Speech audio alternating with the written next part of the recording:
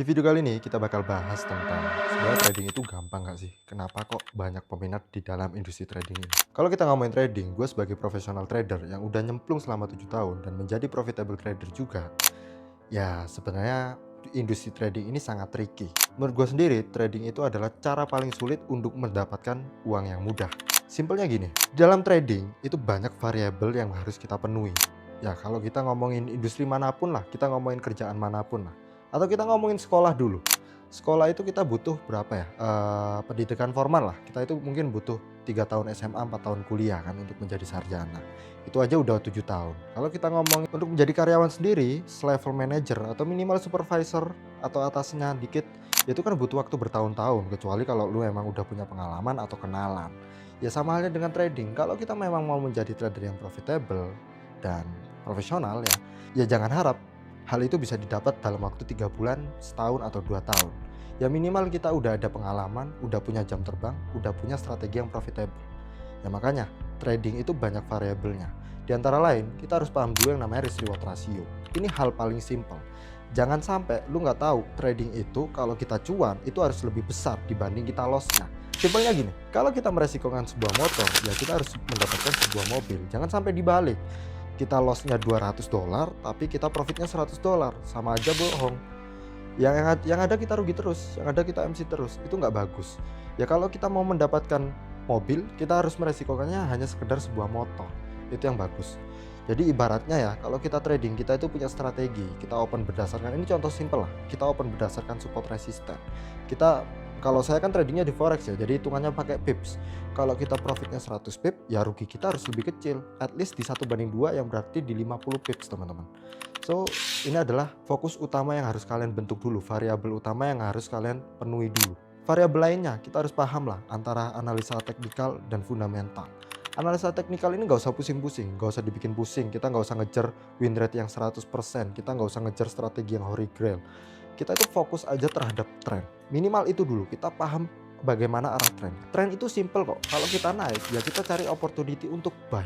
Kalau trennya turun, ya kita cari opportunity untuk sell. Sesimpel itu aja dulu. Karena kita kan nggak mungkin melawan tren, kecuali dalam kasus tertentu kalian udah punya strategi baku yang bisa mensupport strategi untuk counter the trend. Itu hal yang beda lagi. Tapi kalau kalian pemula, follow aja trennya. Dan yang kedua, kalau kita ngomongin masalah teknikal, paham dulu apa yang namanya support resisten. Support resisten ini hal yang paling basic dan paling profitable menurut gua. Mau serumit apapun strateginya, contoh kita pakai Fibonacci, kita pakai SMC ICT, kita pakai moving average, balik lagi ujung-ujungnya hilirnya itu bakal balik ke support resisten teman-teman. Jadi buat apa kita ngejar strategi yang holy grail kalau kita dasar aja dulu kita nggak paham. Hal yang harus lu paham lagi ada tentang fundamental. Kita trading di forex, kita trading mata uang suatu negara. Mata uang suatu negara ini dipengaruhi yang namanya tentang sentimen dari negara yang mata uangnya kalian tradingkan. Kalau kalian tradingnya di XAUUSD, ya contohnya di USD, pasti pair ini akan terpengaruh dengan sentimen-sentimen yang dikeluarkan oleh Amerika, oleh United States teman-temannya. Jadi kalau memang suku bunganya naik, kemudian inflasinya naik, pasti harga akan pengaruh. Jadi kalau kita memang mau menjadi profesional trader, fundamental itu memang harus diperhatikan juga. Jadi jangan sampai kita meremehkan satu variabel, kita berlagak paling jago di dalam market, kita nggak mempelajari salah satu fundamental dasarnya. Ya yang ada kita rugi terus, percuma lah kita trading. Kita nggak paham arah market kemana kan. Dan yang ketiga, yang terakhir, ini basic. Kita kenal yang namanya risk management. Risk management itu udah hal yang paling basic. Kalau kita di dalam kehidupan nyata aja kita nggak paham cara mengatur uang, gimana kita mau masuk ke industri trading? Yang ada ya rugi terus. Di dalam kehidupan nyata kita dapat uang 3 juta, dapat uang 5 juta, kita bikin foya-foya, ujung-ujungnya kita pinjem uang ke orang lain, kita pinjem kemana-mana, kita yang ada kan minus. Itu hal yang paling basic mengenai masalah risk management. Kalau kita ngomongin risk management dalam trading, itu sebenarnya lebih kompleks lagi. Kita harus memadukan strategi, kita harus memadukan bagaimana risk reward rasionya dan lain-lain seperti itu. Jadi kita harus benar-benar mempelajari risk management itu sedetail mungkin. Kita bisa benar-benar atur uang ini.